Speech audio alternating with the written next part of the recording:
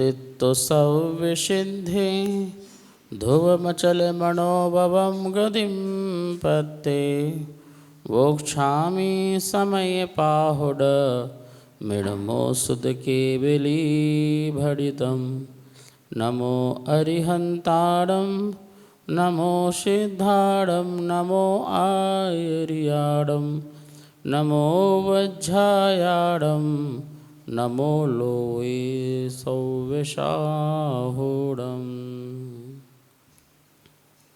समयसार परम मांगलिक ग्रंथ है। आचार्य भगवान कुंद स्वामी द्वारा ये ईसा पूर्व प्रथम शताब्दी में लिखा गया है। प्राकृत भाषा का है। 415 गाथाएं हैं। आध्यात्मिक शैली है। हम सब लोग परम सौभाग्यशाली हैं। इस पंचम काल में भी हमें भगवान महावीर स्वामी की वाणी को सुनने का अवसर मिल रहा है। यद्यपि पंचम काल में जो है दुर्भाग्य है जो जन्म हुआ है। तीर्थंकरों के साक्षात काल में जन्म लेते तो तीर्थंकरों के मुख से ही दिव्य ध्वनि सुनते और अपना आत्म कल्याण करते। कल पढ़ रहे थे कि विदेश क्षेत्र जहाँ पर जिन धर्म के अलावा कोई धर्म नहीं होता है, कोई कुगुरु नहीं होता है, कुदेव नहीं होते, कुशास्त्र नहीं होते हैं, सिर्फ और सिर्फ जिन शासन जिन धर्म होता है, पूरा धर्म का वातावरण होता है, वहाँ का जल वायु सब कुछ बहुत अच्छा होता है। और ऐसे स्थान पर जन्म लेकर के शिव मंदिर आदि के भगवान के समो शरण में जाकर के दिव्य ध्वनि सुनकर के अपना जीव आत्म कल्याण कर सकता है। मन में भावना प्रकट हुई, काश अपन भी वहाँ होते तो अपन भी भगवान की साक्षात वाणी सुन रहे होते और अपना आत्म कल्याण कर रहे होते। फिर भी कोई बात नहीं, हमें जन्म से ही महावीर स्वामी मिले, 24 तीर्थंकर मिले, परंपरा से आचार्य मिले और उनके द्वारा अद्भुत भगवान तीर्थंकरों की वाणी मिली। अनंत उपकार हैं आचार्यों के, जिन्होंने हम तक ये ज्ञान पहुंचाया है। कल अपन ने 319 और 320 नंबर की गाथा में देखा था कि मैं जगत के किसी भी पदार्थ का कर्ता नहीं होता हूँ और ना ही उसका वेदक होता हूँ। जैसे नेत्र से कोई चीज़ देखी जाती है तो हम उसके कर्ता नहीं होते और ना ही उसके वेदक होते हैं, ऐसे जो ज्ञान है, ज्ञान किसी का कर्ता नहीं हो सकता और किसी का वेदक भी नहीं हो सकता है। ज्ञान अकारक है और अवेदक है। भगवान के केवल ज्ञान में अनंत पदार्थ दिख रहे हैं तो क्या वो उनके कारक हैं और क्या वो उनके वेदक हैं? सिर्फ जानते मात्र हैं, देखते हैं और जानते हैं। तो ज्ञान वेदक नहीं हो सकता। यदि ज्ञान वेदक हो गया तो भगवान को अनंत पापियों के अनंत पाप का वेदन करना पड़ेगा, अनंत पुण्यात्माओं के पुण्य का वेदन करना पड़ेगा और स्वयं को भी अरहंत अवस्था में पुण्य का वेदन करना पड़ेगा। सोचो कितने पुण्यात्मा जीव हैं, ठीक है ना, लेकिन पुण्य का वेदन नहीं करते क्योंकि पुरुषार्थ से मोह को अभाव करने से ज्ञान में शुद्धता है।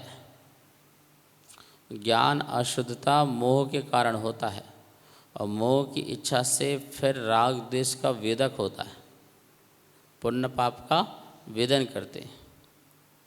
कभी कभी मैं कहता हूँ भाई पुण्य क्या है और पाप क्या है?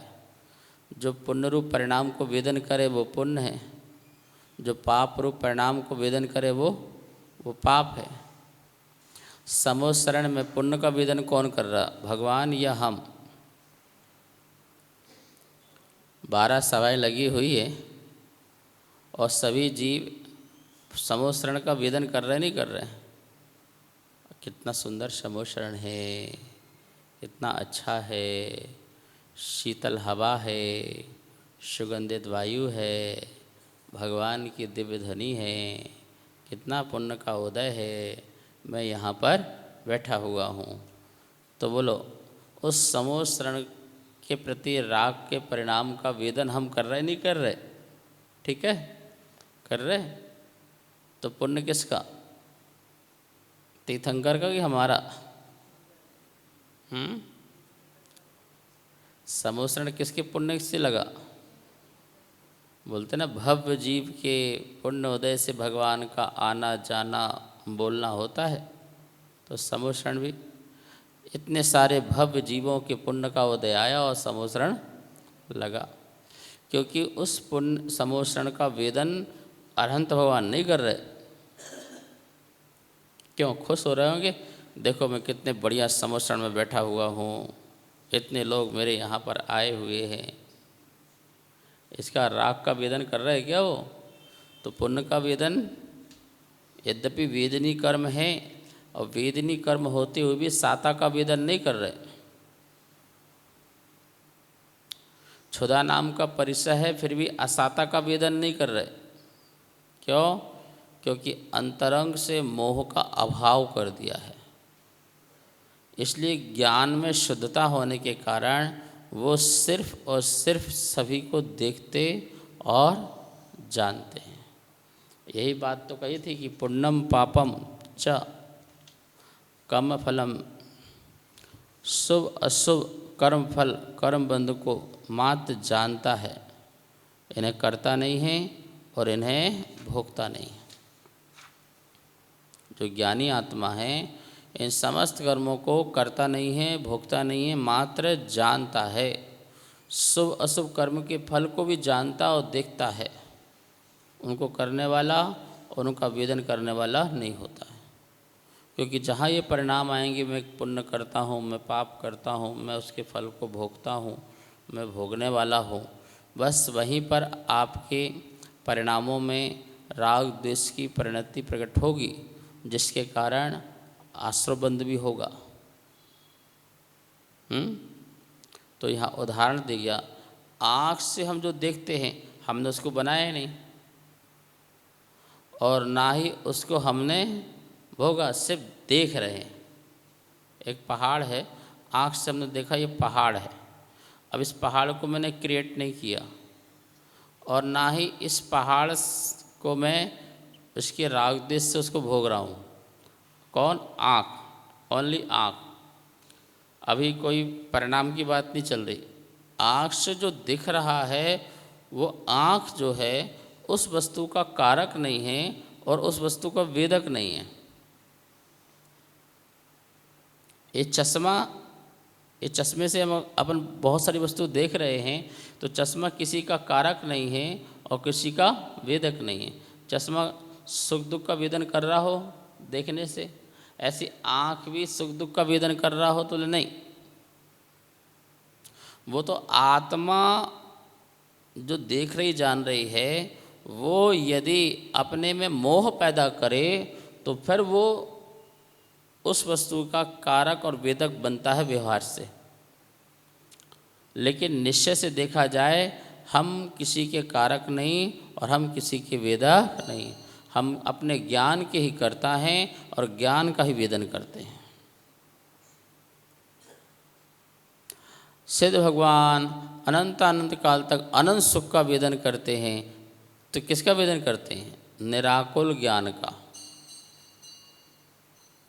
ज्ञानानुभूति ही आत्मानुभूति है, आत्मा की आनंद अनुभूति है।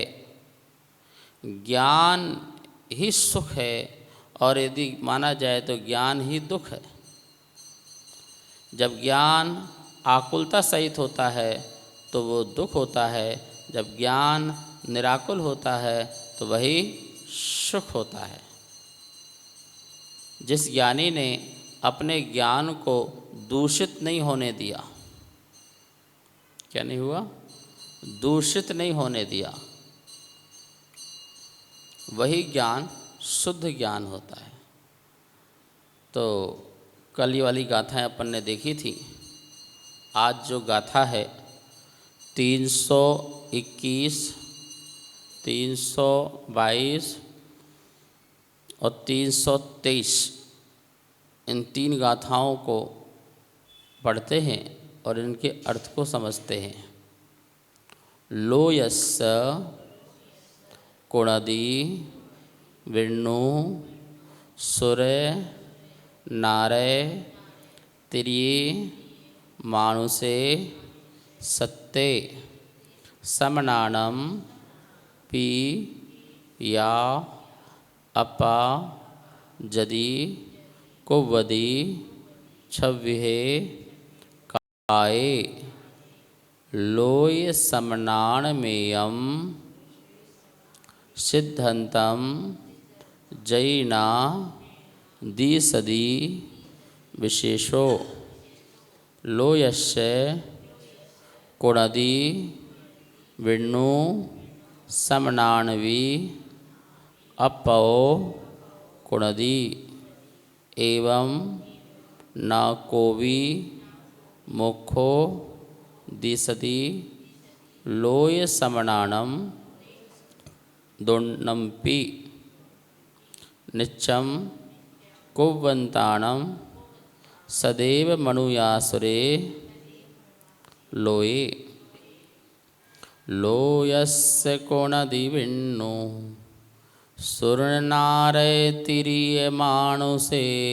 सत्ते समनानं पिय अप्पा जदि कुवदी छव्विहे काये लोय समनानमेयं सिद्धंतं जैनदी सदी विशेषो लोयस्य कुणै विष्णुः समनानवी अपो कुणदी एवं न को विमोक्षो दिसदि लोय समनानं दोन्नम्पि निच्चं कुव्वन्तानं सदैव मनुयासुरे लोये जगत जनयो कहे विष्णु करे सुर नर लोक को रक्षा करूं षटकाय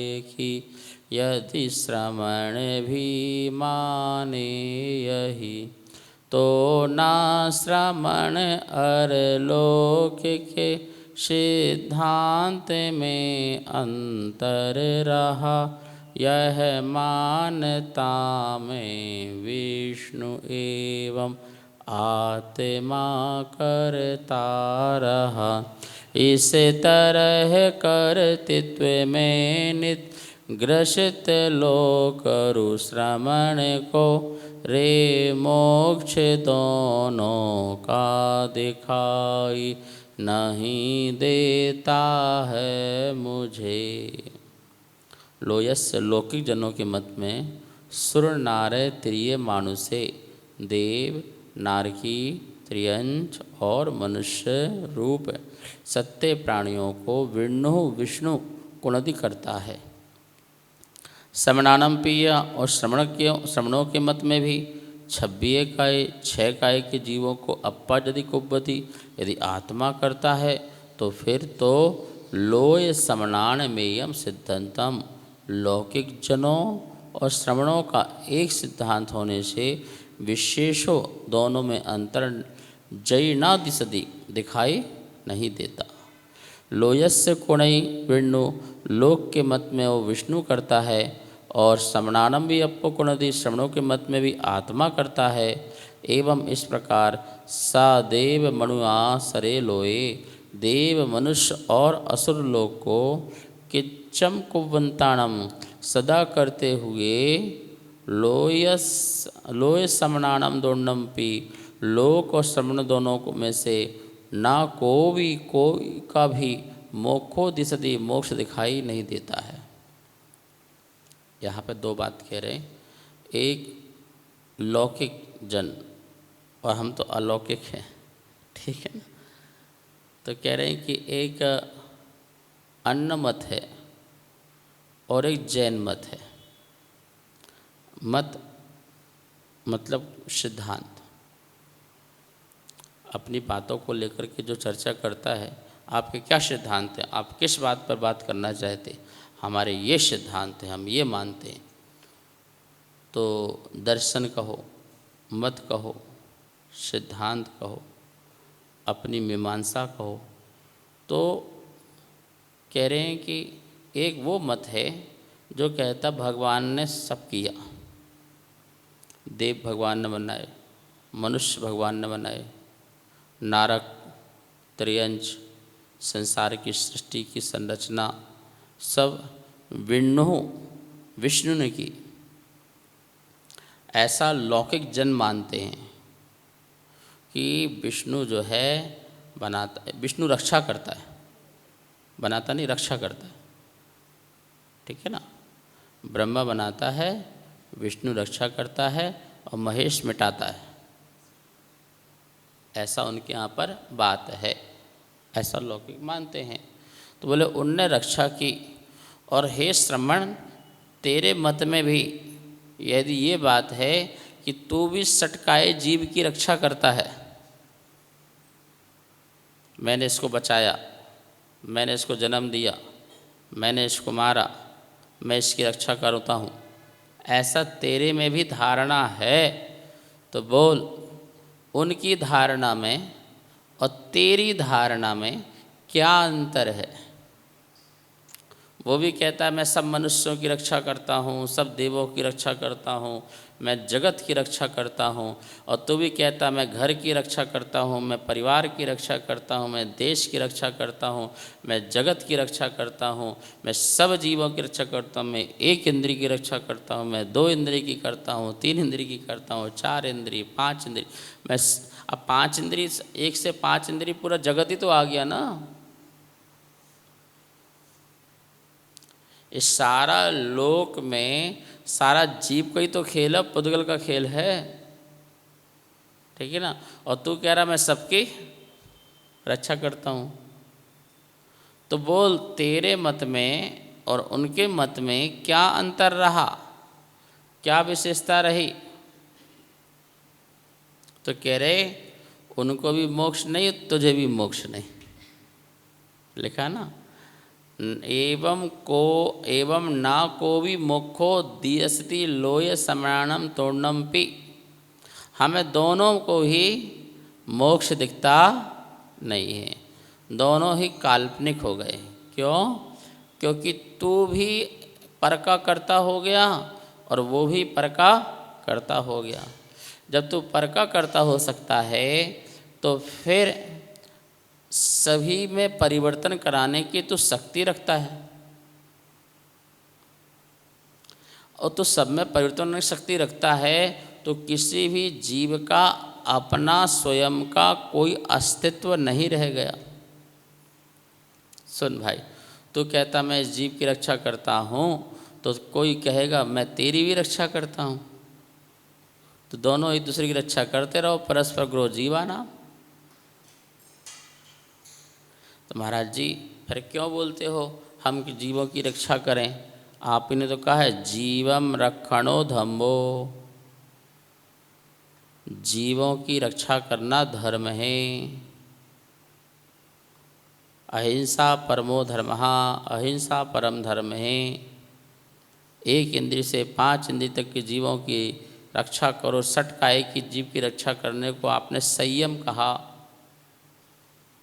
अरे सुनो भैया, ये चरणान योग जो है वो आपकी व्यवहारचर्या की बात करता है कि व्यवहार में तुम्हारी चर्या से किसी के प्राणों का हनन न हो, इसलिए उनकी रक्षा करो,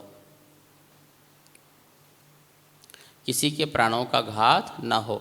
यद्यपि कभी भी तुम्हारे से किसी जीव की रक्षा नहीं होती, क्योंकि जीव तो अनादि से रक्षित है, उसे किसी ने किया नहीं, कुछ उसका कोई करता नहीं, उसका कोई धरता नहीं।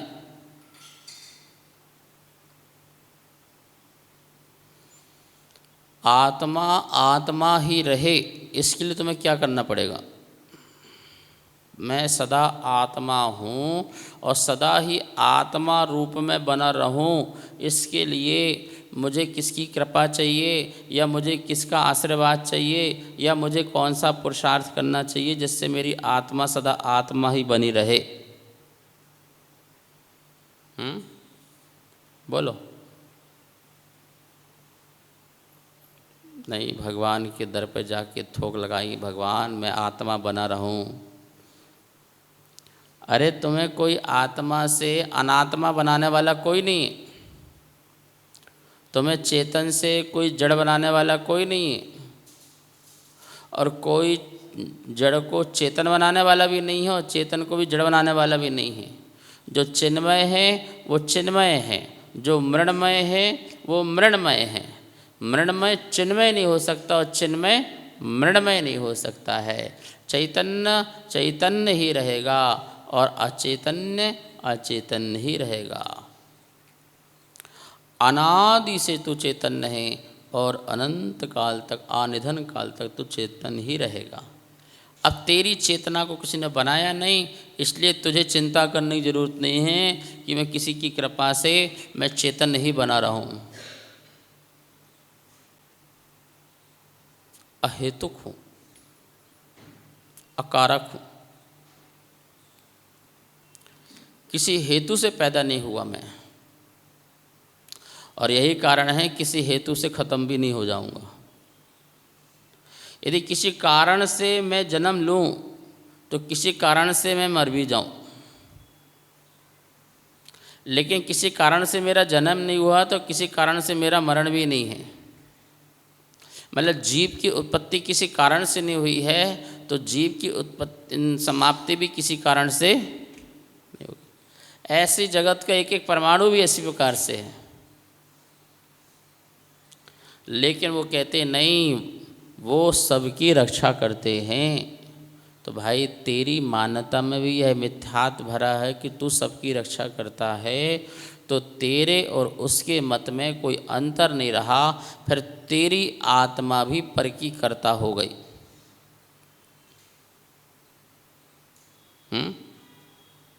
कोई व्यक्ति बीमार है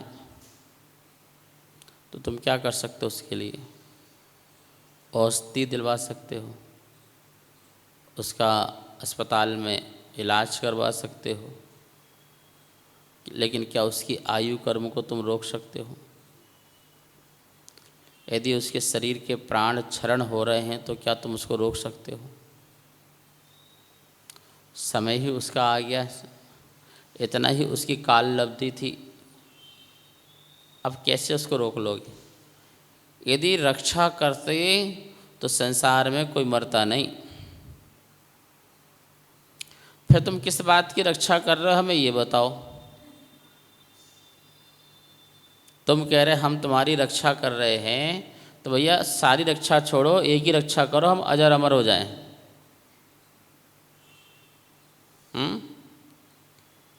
नहीं, जन्म भी हम देंगे, मरण भी हम देंगे। कमाल की बात है भाई, तेरा क्या रोल रह गया इसमें? अब बीच में ये दलाली का काम की आवश्यकता क्या है?